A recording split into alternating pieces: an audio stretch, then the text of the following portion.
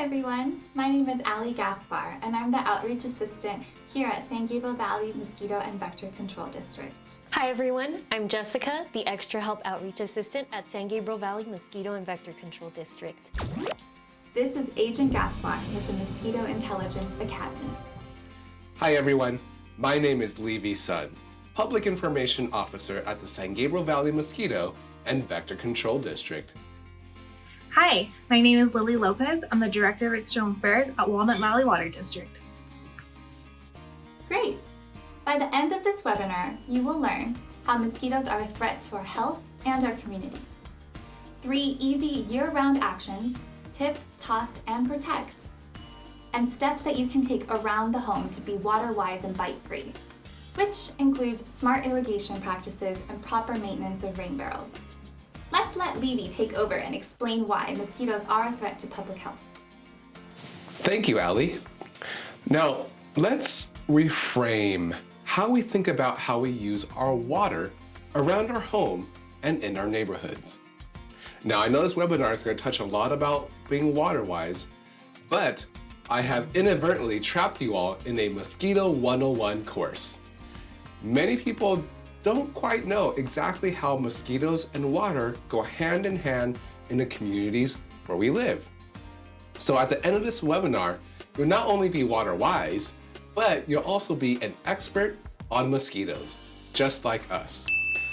So let's start at the very beginning, the life cycle. Did you know that only female mosquitoes bite? Female mosquitoes must bite us because they use the protein in our blood to create the eggs. The female mosquito will then lay those eggs individually on the sides of containers or on the surface of stagnant water before they eventually hatch out as mosquito larvae. From there, they'll grow into pupae, and in a couple days, they'll grow into flying adults.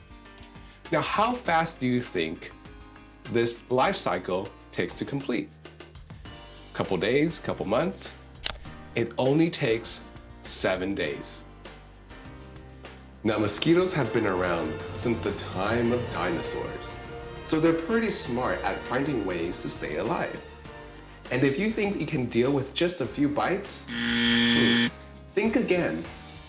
Mosquitoes are responsible for the majority of human deaths because of the dangerous diseases that they can transmit to us when they bite. They have the capability to pass along pathogens, such as viruses, to us when they bite us with their proboscis. In this area, we do see annual cases of West Nile virus circulating in the mosquito population. And unfortunately, in LA County, we do see people sick and sometimes die from West Nile. So forget Shark Week, right? Mosquitoes are the world's deadliest animal, and for a very good reason. Yikes! Who knew that a tiny creature could be so deadly? This is Agent Gaspar with a fun fact from the Mosquito Intelligence Academy. Did you know that mosquitoes are attracted to our breath? That's right, our CO2, what we breathe out, actually lures mosquitoes into us. And when it comes to avoiding mosquito bites, loose-fitted long-sleeve shirts and pants are recommended when it comes to protecting your skin. But since you can still attract mosquitoes with your breath, and if you want a foolproof remedy, use Repellent. Back to you, Levy. Now, I want to take you all to the next step in the Mosquito 101 course. And this is now where you learn about the 2 different groups of mosquitoes that live in your neighborhood. These 2 groups are Culex mosquitoes and then Aedes mosquitoes. Now, you actually know about the Culex mosquitoes if you grew up around here. These Culex mosquitoes are native to our city environment. So you actually grew up with them, and they're the ones that you know that bite at dawn and more particularly at dusk. What you may not know about these Culex mosquitoes is that they tend to prefer to bite birds. And if there are no birds around in our cities, in your neighborhood, well, guess who they're gonna bite next? You. And because of that, they can actually transmit West Nile virus, which is originally a bird disease, and give it to us. Which is why every year in LA County, you hear about people getting sick from West Nile virus. These Culex mosquitoes are biting the birds that have it, and because they can't find more birds to bite, they will eventually bite people, and that's how we get West Nile virus. The second group of mosquitoes we'll talk about are the Aedes mosquitoes. The Aedes mosquitoes, unfortunately, have become very well known to many of you, and that is because of their very aggressive biting behavior. You go outside for 30 seconds, and before you know it, you have at least 5 to 10 bites up and down your leg. These Aedes mosquitoes are not native to our local ecosystem. They don't belong here in our neighborhoods and our cities. And that is why we call them invasive. They have come from outside of our ecosystem and have been brought in here through human trade and travel. When we talk a lot about Aedes mosquitoes, people don't know them by name. But when you say that they are small, they're black and white, and they bite very aggressively during the daytime, people know them right away. Now, what people may not know though, is that these mosquitoes are so important in public health because they can transmit a host of diseases that can be worse than West Nile virus. These mosquitoes can transmit Zika, dengue fever, yellow fever, and something called chikungunya. Unfortunately, the presence of these Aedes mosquitoes means these diseases are possible here in your community. Have you ever heard of the term, don't put all your eggs in one basket? Or in the Aedes mosquitoes world, don't put all your eggs in one container. They have now adapted to our urban lifestyle by sticking their eggs individually on the sides of containers. So even if you were to dump out that water, and even if you were to just set that container aside, unused, unfilled, there may still be eggs that are alive stuck inside that container. And that is how these mosquitoes are able to spread so quickly through our cities. Let's go back to repellent for a second. Although mosquitoes are everywhere, we can protect ourselves by applying repellent onto our skin. Why? Because repellent masks the compounds on your skin and it shields you from mosquitoes. My go-to ingredient is DEET because I'm always on a mission and I like that almost every outdoors or gardening section in a store actually carries DEET. And contrary to myths, DEET ingredient repellents come in different scents or no scent at all. So even though you want to repel mosquitoes, you don't have to repel people too. And with proper direction label use, it's very safe. But just because we wear repellent doesn't mean that we're off the hook with leaving water in the oddest places. So let's find out more from Levy. When we talk about water use, I want us to leave the realm of us just using water. I want us to think now about the two spheres we live in where water can be used and where it exists: the public sphere and the private sphere. The public sphere is the sphere where vector control has ready access to inspect stagnant water. These are places such as ponds at parks, fountain features in front of buildings, and even our street gutters. But did you know that we also look for places where water may accumulate, but not exactly in the public's eye? Here's a bit of trivia for you. Did you know that mosquitoes don't just disappear in the winter or when it gets cold? Where do they go? They go beneath our feet, into our underground storm drains. Storm drains are part of an underground system that's meant to divert rainfall and excess over irrigation out of your communities. Of course, not everything is 100% perfect. A lot of areas where we have underground storm drains, they are a bit uneven and they don't always move all the water out of our cities. So they actually end up accumulating deep underground in these storm drains.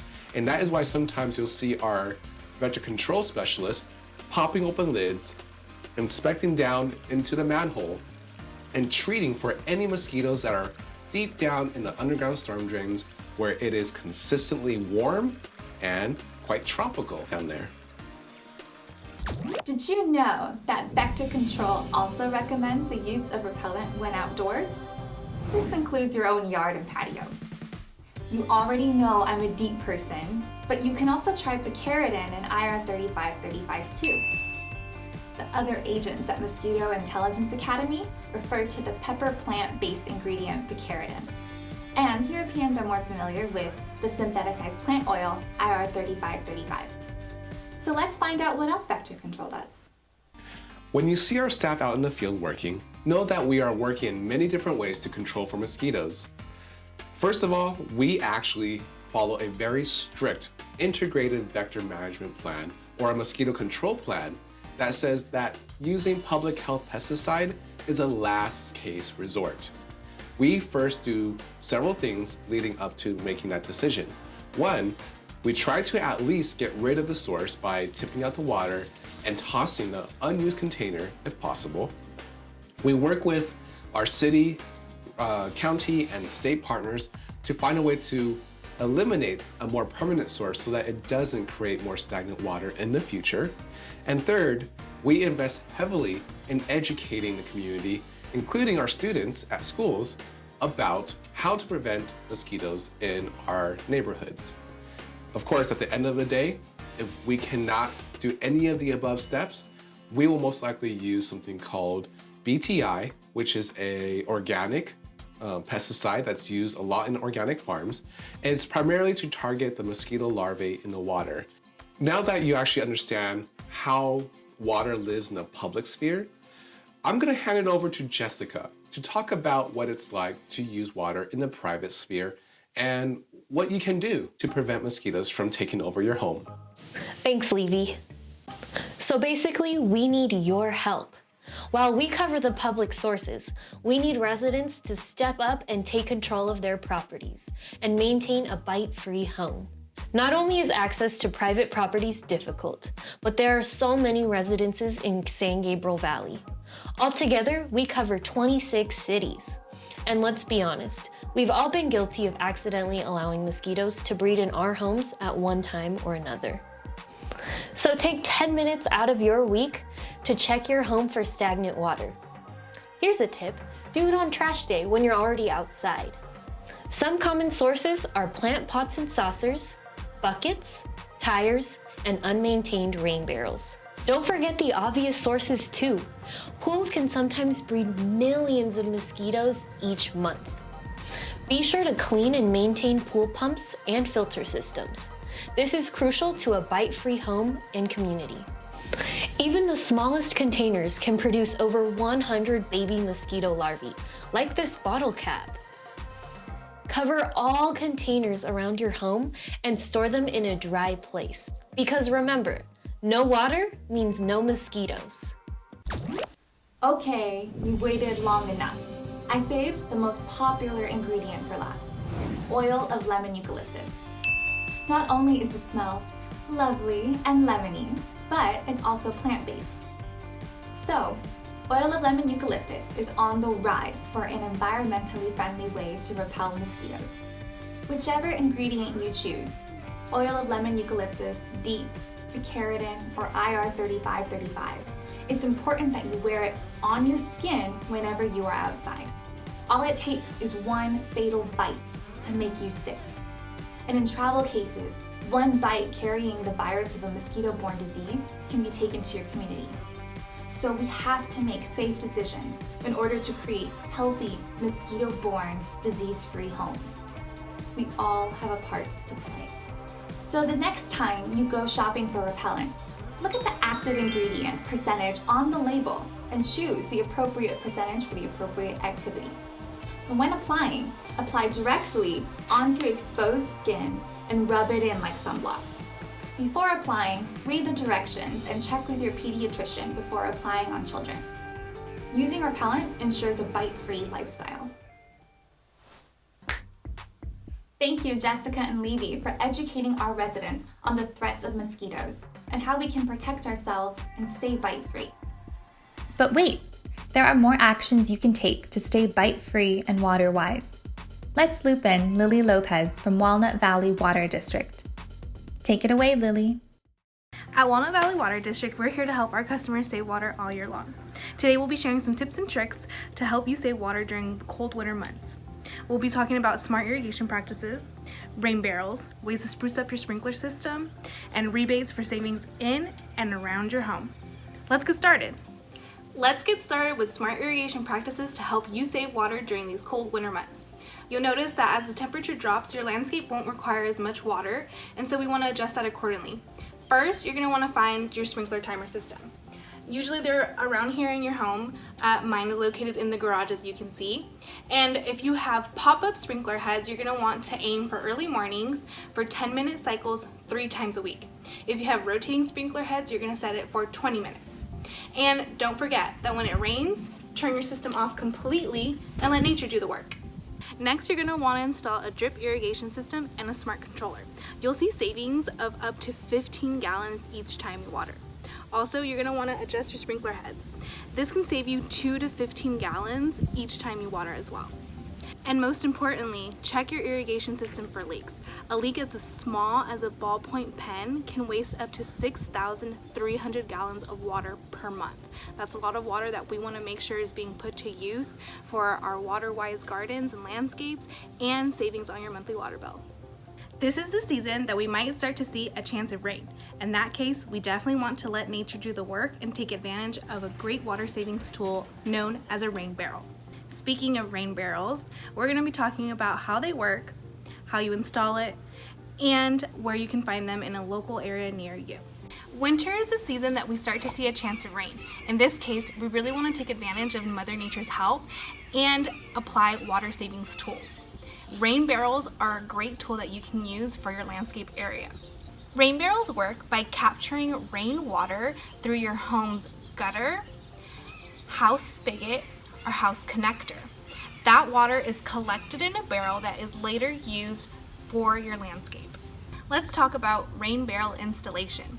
You're going to want to find an area around your home that has an existing gutter or a downspout. And you're also going to want to make sure that that area is leveled.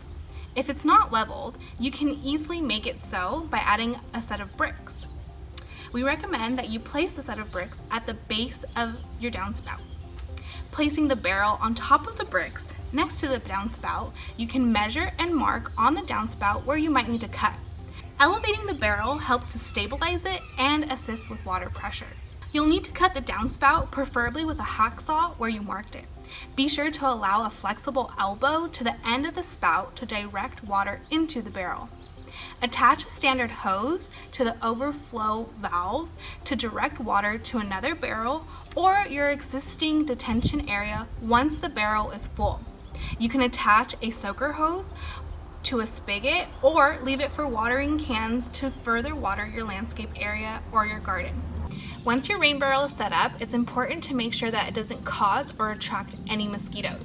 Using a debris screen keeps mosquitoes from entering the main water inlet. Check it regularly for any tear or damage. Aim to use collected rainwater within a week or 2 to prevent odors from stagnant water or algae growth. Let's talk about your sprinkler system. Did you know just one broken sprinkler head can waste over 25,000 gallons of water in just 1 month? With 4 easy steps, you can give your sprinkler system a winter tune-up and save water and money on your monthly water bill. 1. Visually inspect for clogged, broken, or missing sprinkler heads. Make adjustments or repairs right away. If needed, you can hire a qualified water-efficient professional to make repairs for you. 2. Check and connect all pipe joints tightly to avoid leaks. 3.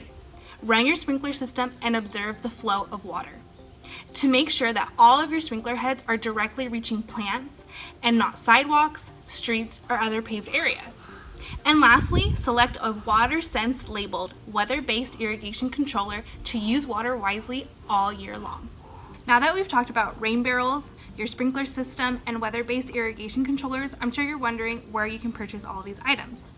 You can visit your local hardware store or stores like Lowe's, Home Depot, both in person and online, and places such as Amazon for these water sense labeled devices. Just look for the logo. These devices can be found in many areas. Also, visit the residential rebate page on our website at www.wvwd.com/conservation for a complete list of all eligible and qualifying products. For more information on water savings, upcoming events and workshops, visit us online on Facebook, Instagram, and Twitter, or give us a call at 909-595-7554 to talk to a conservation specialist. From all of us at Walnut Valley Water District, we want to thank you for your water saving efforts. Remember, be water wise and bite free. See you in the spring. Thanks for joining us on this Be Water Wise and Bite Free series. In this episode, we talked about a sprinkler system spruce up, rebates, and rain barrels. We're excited to share information that helps you use your water efficiency tools to the greatest capabilities and see water savings. We hope to see you next time.